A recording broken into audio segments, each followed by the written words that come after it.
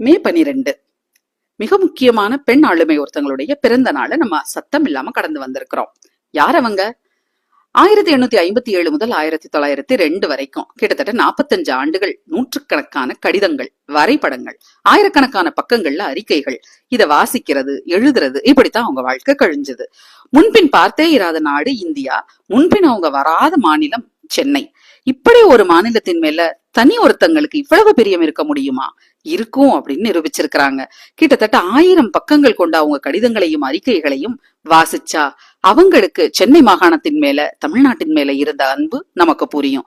சின்ன வயதுல நம்மளுடைய வரலாற்று நூல்கள் அவங்கள பத்தி சொல்லி தரும்போது லேடி வித் லேம்ப் அப்படின்னு கிரிமிய போர்ல செவிலியர் சேவை செய்ததாக அறிமுகம் செஞ்சிருக்கு.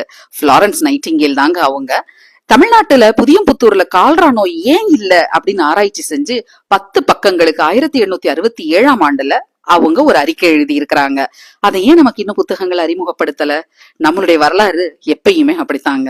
1857ஆம் ஆண்டு சிப்பாய் புரட்சிக்கு யார் யாரோ என்னென்னலாமோ காரணங்கள் சொல்ல, சரியான தங்கும் வசதி இல்ல, சுகாதார வசதி குறைவு, கடுமையான சூடு, சுத்தம் இல்ல, அதனாலதான் தொற்று நோய் வந்துச்சு, போரை விட அதிகமாக தொற்று நோயில தான் 2 பக்கமும் வீரர்கள் இறந்து போனாங்க அப்படின்னு ஆங்கிலேய அரசுக்கு ஃப்ளாரன்ஸ் நைட்டிங்கேல் கடிதம் எழுதியிருக்கிறாங்க. மதராஸ் நகரின் மீது ஃப்ளாரன்ஸுக்கு தனி காதல் உண்டுங்க. இங்க ஒரு சானிட்டரி கமிஷனை அணைக்க வேண்டும் அப்படின்னு தொடக்க காலத்துல இருந்தே வேண்டுகோள் வைக்கிறாங்க.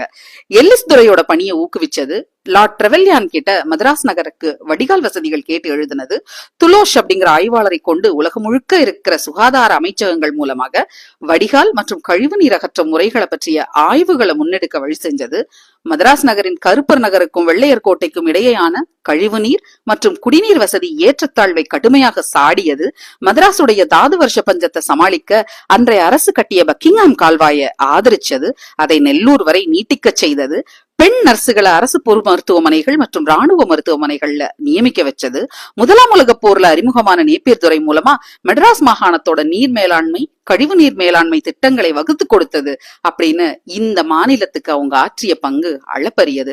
கால்நடக்க இயலாத இலையில என்றாவது நான் இந்தியாவை பார்ப்பேனா அப்படின்னு அவங்க மருத்துவர் கிட்ட கேட்க, முதல்ல நடக்கலாம் அப்புறம் பறக்கலாம்னு அவர் பதில் சொல்லியிருக்காரு. இத்தனை பணியையும் இந்த பெண் செய்யும் போது பெரும்பாலும் நடக்க முடியாம படுத்த படுக்கையா இருந்தாங்க. கூடவே டிப்ரெஷன் நோயும். இதையும் தாண்டி இந்தியாவுக்காக, தமிழ்நாட்டுக்காக தன்னுடைய உழைப்பையும் நேரத்தையும் செலவிட்ட மிக முக்கியமான பெண் ஃப்ளாரன்ஸ் நைட்டிங்கேல். கைவிளக்கேந்திய காரிகை மட்டும் இல்லைங்க, தமிழ்நாட்டிற்கு வாழ்வு கொடுத்த தேவதையும் அவங்கதான். வரலாற மிக சரியாக தெரிந்து கொள்வதற்கு ஹர் ஸ்டோரிஸ் சேனலை ஃபாலோ பண்ணுங்க.